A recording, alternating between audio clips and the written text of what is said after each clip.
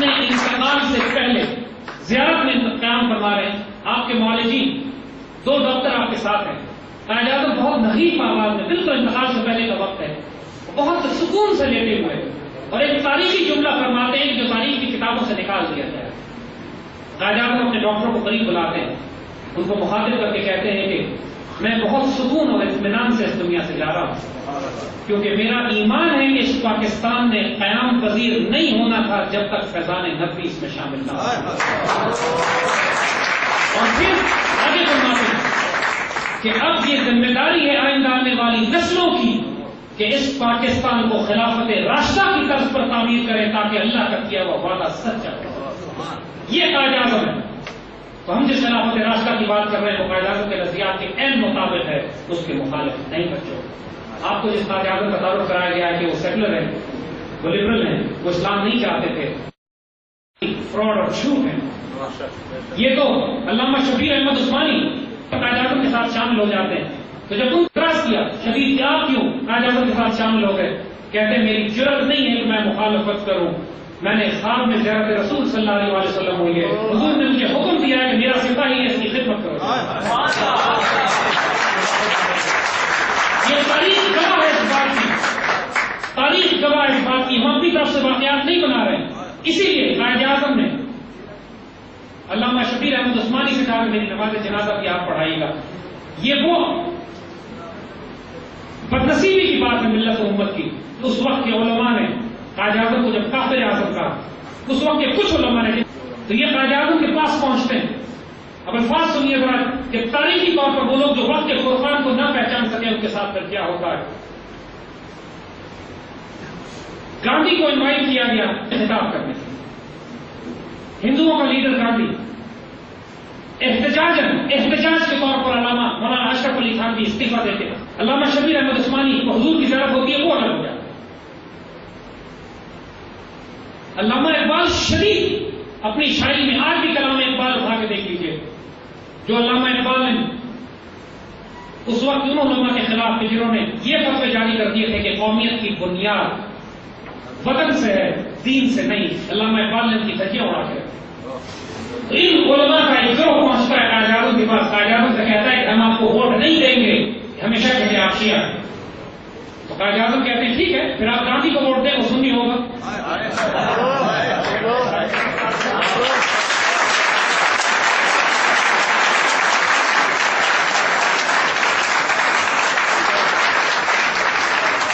اور امت کالمیاں اور امت کی بدنصیبی, انہوں نے گاندھی کو ووٹ دیا جائے اور آج تک پاکستان کی مخالفت کرتے چلے آ رہے ہیں. اور یہی وہ خارجی تکفیری ہیں جو دادا صاحب نے بھی دھماکہ کرتے ہیں, جلال آباد کے مزار کو بھی دھماکہ کرتے ہیں.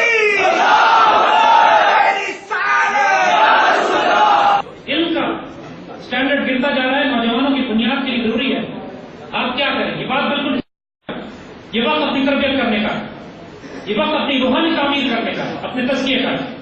علامہ اقبال کو پڑھو, سیرت مبارکہ کو پڑھو, تاریخ اسلام کو پڑھو.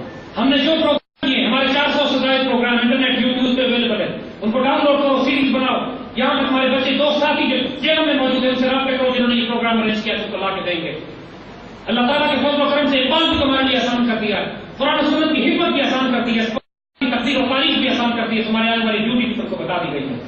اس لیے تمہیں یہ بات کہی تھی. ہمیں بھی جلدی ہے, ہم اس کام کو جلدی کرنا چاہتے ہیں, جلد بازی میں نہیں, لیکن یہ بات ہم اچھی طرح جانتے ہیں کہ جب تک اللہ چاہے گا ہمیں رکھے گا. جب اذان کی ہماری ڈیوٹی پوری ہو جائے گی ہم انشاءاللہ اپنے رب کے پاس سعادت کے ساتھ پہنچیں گے. لیکن یاد رکھو یہ بار بار یہ اذانیں تمہارے پاس نہیں پہنچیں گی.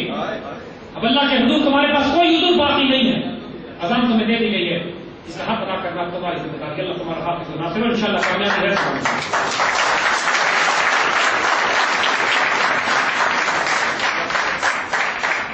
افغانستان میں مجاہدین اسلامی حکومت کے قیام کے لیے لڑ رہے ہیں. پاکستان کے 80% لوگ ان کے خلاف ہیں. ان کے بارے میں آپ کا کیا پیغام ہے؟ پاکستان کے مسلمان بیٹا افغان طالبان کے خلاف نہیں ہے, پاکستانی طالبان کے خلاف ہیں. آنے والے وقتوں میں افغانستان کے ازبک, افغانستان کے تاجک, افغانستان کے پشتون ہمارے ساتھی ماشاءاللہ یہاں پہ آپ کے پاس بزرگ تشریف رکھتے ہیں جن کا سلسلہ سیفیہ ہے, اور سیف کا مطلب تلوار ہوتا ہے. اور یہ سیفیہ سلسلہ جس کا اوریجن, جس کا آغاز خراسان سے ہوا ہے, اور حضور کی وہ حدیث مبارکہ یاد کرو جس میں خراسان سے نکلنے والے مجاہدین سیفی لشکروں کا ذکر کیا گیا ہے. آنے والے وقتوں میں افغانستان کے مسلمان پاکستان کے سیدھی لشکروں کے ساتھ شامل ہو کے ہندوستان کو فتح کرنے میں ہمارے شانہ بشانہ ہوں گے، بلکہ کٹنگ ایج ہوں گے، تلوار کی دھار ہوں گے، سب سے آگے ہوں گے۔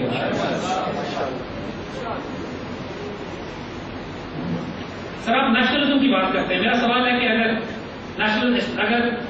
مذہب اور نیشنلزم میں فرق ہے تو بنگلہ دیش کے اعظم نیشنلزم کی بنیاد بچوں کے خلاف راستہ کی بات کر رہے ہیں، نیشنلزم کی نہیں کر رہے۔ تو ابھی راہ گزر میں ہے، قید مقام سے گزر، مصر و حجاز سے گزر، فارس و شام سے گزر۔ اقبال کی نصیحت امت مسلمہ کو ہے، ایک ہو مسلم حرم کی پاسبانی کے لیے، یہ نیشنلزم نہیں، پین اسلامزم ہے، یہ خلافت راستہ ہے۔ لیکن آپ کو فرق بتائیں کہ جب ہم پاکستان کی بات کرتے ہیں تو پاکستان کو ہم کیوں عزت دیتے ہیں، کیوں مقدس کہتے ہیں، کیوں اس پہ اپنے آپ کو قربان کرنے کی بات کرتے ہیں؟ اس لیے کہ جنگ بدر میں جو لوگ گئے وہ اسلام کی آئیڈیالوجی، اسلام کے عقیدے کے دفاع کے لیے گئے تھے، لیکن ساتھ مدینے کی ریاست کا دفاع بھی کرتا تھا۔ اگر مرکز نہ ہو، اگر مدینہ نہ ہو، آئیڈیالوجی ایگزسٹ نہیں کرتی، پاکستان نہ ہو، اسلام کا وجود نہ ہو تو باللہ خطرے میں پڑ جائے گا۔ یہ پاکستان مدینہ ثانی، اس کا دفاع واجب ہے۔ اگر یہ خطہ زمین نہ ہو تو پھر کہاں پہ ہم اسلامی نظام نافذ کریں گے؟ اللہ تعالیٰ نے کبھی بھی اسلامی سرحدوں کی مخالفت نہیں کی۔ حضور میرے آقا صلی اللہ علیہ وسلم کی حدیث مبارک یاد کرو، جس میں آپ نے فرمایا کہ اللہ نے دو آنکھوں پر جہنم کی آگ حرام کر دی ہے، ایک وہ آنکھ جو اللہ کی محبت میں روئی اور دوسری وہ آنکھ جو اسلامی سرحد کی حفاظت کرتے ہوئے چاہتی ہے۔ اسلامی سرحد ہوگی تو جائے گی، اسلامی سرحد ہوگی تو اس کی حفاظت کی جائے گی۔ آج خیبر سے لے کر مکران تک، دل کے چترال سے لے کر روشنی تک پاکستان کی سرحدوں کی حفاظت کرنے والے ہمارے سپاہی، ہمارے جوان، وہ غزوہ ہند میں بھی ہے، اللہ کے مجاہد میں بھی ہیں۔ اور پاک فوج، یہ وہ پاک فوج ہے، یہ پاکستانی قوم وہ پاک فوج، پاک قوم ہے۔ اب جنگیں فوجیں نہیں لڑتی، اب جنگیں قومیں لڑتی ہیں۔ آنے والے وقتوں میں بڑی قربانیاں ہمیں دینی پڑیں گی۔ دشمن ہماری صفوں میں داخل ہو چکا ہے، ہمارے گھروں میں، ہماری مسجدوں میں، ہماری گلیوں میں، ہمارے مدرسوں میں، ہمارے اسپتالوں میں دشمن کے خودکار خود کچھ حملہ اور بمبار داخل ہو چکے ہیں۔ اپنے آپ کو شہادت کے لیے تیار کرو، آنے والے وقتوں میں شہادت دینی پڑے گی۔ ہم تمہیں کوئی سب بات نہیں دکھا رہے، جس قربانی کی بات، ہم جس فتح کی، جس عروج کی، جس کامیابی کی بات کی جا رہی ہے وہ بغیر قربانیوں کے نہیں ہوگی۔ اس وقت کو یاد کرو جو بیعت عقبہ والوں نے حضور صلی اللہ علیہ وسلم سے بیعت لیتے ہوئے کہیں گی، قربانیاں ہوں گی، دنیا سے جنگیں لینی پڑیں گی، انعام میں اللہ تعالیٰ نے تمہارے لیے انشاءاللہ جنت بھی رکھی ہے اور اللہ کے رسول کا قرب بھی انشاءاللہ۔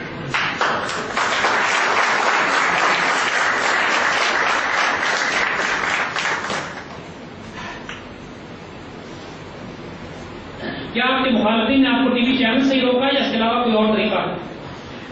جی الحمدللہ، یہ اللہ کا شکر اور احسان ہے، اللہ کا شکر اور احسان ہے کہ انہوں نے کوئی طریقہ ایسا نہیں چھوڑا ہمارے مشن کو روکنے کے لیے جس کی سنت میں حضور صلی اللہ علیہ وسلم کیا وہ سنت مبارکہ تازہ ہوں گے۔ الحمدللہ جہاں تک اذان روکنے کی بات ہے، جو ان کا بس چل رہا ہے یہ اذان روکنے کی کوشش کر رہے ہیں۔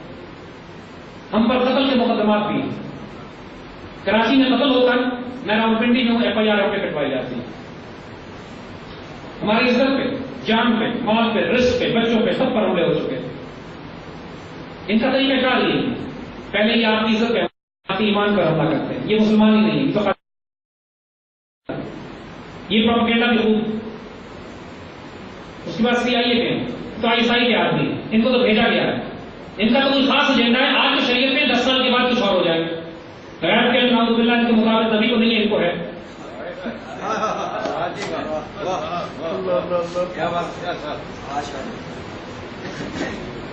ہمارے شدید ذاتی گھر میں ہمیں اللہ کے فضل سے ہم شکر ادا کرتے ہیں، شکایت نہیں کرتے، شدید ذاتی نقصان اور چوٹیں ہمیں گھر سے لگ چکی ہیں، ہم اس کا ذکر نہیں کریں گے، لیکن الحمدللہ رب العالمین، الحمدللہ رب العالمین، یہ قدم قدم قیامت، یہ سواد ہوئے جانا، جسے زندگی ہو پیاری وہ یہی چلاتا ہے۔